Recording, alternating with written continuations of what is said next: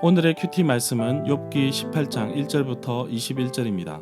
제목 욥을 악인으로 몰아세우는 빌닷. 먼저 앞뒤 문맥을 살펴보겠습니다.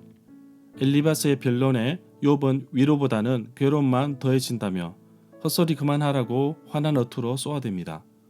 심지어 욥은 자신을 이렇게 비참하게 만든 그 원인이 하나님이라며 원망을 쏟아내고 있습니다. 욥은 자신의 억울한 사정을 호소하며 밝혀달라고 합니다. 17장에서는 마치 생명을 다하는 순간을 묘사하면서 자신에게 남은 것은 죽음뿐이니 흙과 뒤범벅되어 남은 모습을 상상하며 아무런 희망과 소망이 없다고 말하고 있습니다. 욥이 한탄하자 이번에는 수하사람 빌닷이 나섭니다.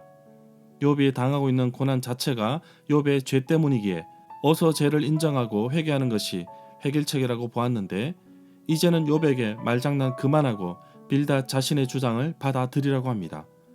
그러면서 악인이 당하게 될 그 마지막을 아주 리얼하게 묘사하고 있습니다. 문단을 나눠보겠습니다. 1절부터 21절은 악인의 마지막 비참한 상태를 욥에게 설명하는 빌닷. 1절에 보면 수하사람 빌닷이 등장하는데 욥이 입을 닫지 않고 계속해서 말하는 것에 대해 분노하고 있습니다. 그렇게 보면 이전까지는 욥에 대해서 조심스럽게 대하였다고 볼 수 있습니다. 빌닷은 욥이 계속해서 입을 열어 말하는 것 이유가 욥의 친구들의 지혜가 짐승 이하 수준으로 보았기 때문입니다. 2절에 보면 이 구절에서 수하사람 빌닷이 말한 너희는 욥을 포함한 악인의 무리라는 견해가 가장 보편적이라고 할 수 있습니다. 그러면서 이제부터 욥에게 좀 더 잘 생각해보고 말해주기를 바라는 내용이 담겨 있다고 봅니다. 3절에 보면 이 구절에서는 이제까지의 욥의 반발에 대한 빌닷의 강한 원망과 비판이 드러난다고 볼 수 있습니다. 결국 수하사람 빌닷은 자신을 포함한 친구들의 조언이 욥에게는 어리석게 보이고 또 불경건한 자들의 근거 없는 비판으로만 비쳤음을 원망하는 것으로 보입니다. 4절에 보면 빌닷은 욥의 반박 내용들이 대부분 스스로를 파멸에 이르게 하는 정당성 없는 주장임을 말함으로써 욥 스스로가 교만함으로 인하여 파멸을 자초하였다고 주장하는 것이라고 할 수 있습니다.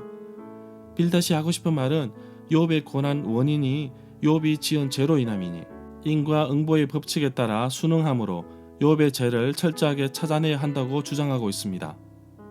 9절에 보면 이 구절의 표현이 회화적인 이미지를 통하여 빌닷은 욥이 스스로 놓은 함정에 빠져서 결국에는 헤어나오지 못하게 된다는 사실을 알려준다고 봅니다.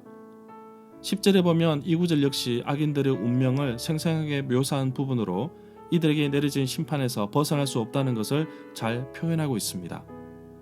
11절에 보면 이 구절은 악인들이 느끼게 될 내면적인 양심의 불안과 공포를 나타낸다고 봅니다. 결국 이러한 표현은 욥의 현재 고통이 철저히 그 자신의 범죄로부터 기인한 것으로 그로 인한 고통이 얼마나 처절한 공포에 휩싸여 있는지를 여실히 강조하고 있다고 볼 수 있습니다.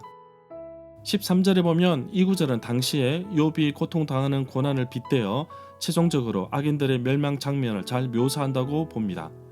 빌닷이 욥이 당하고 있는 육신의 질병을 염두에 둔 표현으로 한글 성경에서는 질병이 그의 피부를 삼키리니 라고 번역하고 있는데 피부가 점점 상해져 가는 모습을 연상시키고 있습니다.